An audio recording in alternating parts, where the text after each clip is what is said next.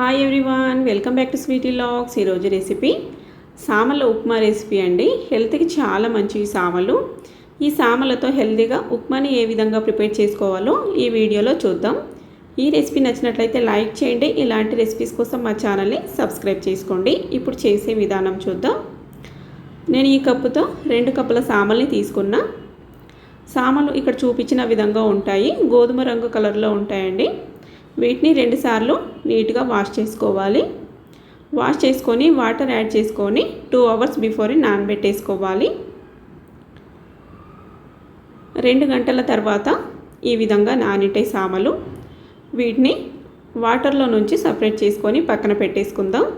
ఇప్పుడు ఒక కుక్కర్లోకి 1 గ్లాసు సామలకి 2.5 గ్లాసుల వాటర్ చొప్పున 2 గ్లాసుల సామలకి 5 గ్లాసుల వాటర్ యాడ్ చేసుకోవాలి. కానీ నేను కుక్కర్లో ప్రిపేర్ చేస్తున్నా కాబట్టి హాఫ్ గ్లాసు వాటర్ని తగ్గించాను. 4.5 గ్లాసుల వాటర్ యాడ్ చేసుకొని సామల్ని కూడా యాడ్ చేసుకొని అన్నం పొడి పొడిగా రావడానికి కొద్దిగా ఆయిల్ యాడ్ చేశాను, 2-3 డ్రాప్లు అన్నట్టు. ఇప్పుడు క్లోజ్ చేసుకొని 2 విజిల్ వచ్చేంత వరకు ఉడికించుకుందాం. ఇప్పుడు చల్లారాక చూడండి, అన్నం చాలా బాగా ఉడికింది, సాఫ్ట్గా అలాగే పొడి పొడిగా చాలా బాగా వచ్చింది. ఇప్పుడు దీన్ని పక్కన పెట్టేసుకుందాం. ఇప్పుడు పొయ్యి మీద ఇంకొక కడాయి పెట్టేసుకొని 1 టేబుల్ స్పూన్ ఆయిల్ యాడ్ చేసుకొని పోపులు వేసేసుకుందాం. పచ్చిశనగపప్పు, మినపగుళ్ళు, అలాగే ఆవాలు, జీలకర్ర, 2 మిరపకాయలు, పచ్చి కరివేపాకుని కూడా తుంచి యాడ్ చేసుకుందాం. ఇందులోకి టేస్ట్కి సరిపడా పచ్చిమిరపకాయ ముక్కలు, అలాగే 1 ఆనియన్ ముక్కలు కూడా సన్నగా తరిగి యాడ్ చేసుకోవాలి.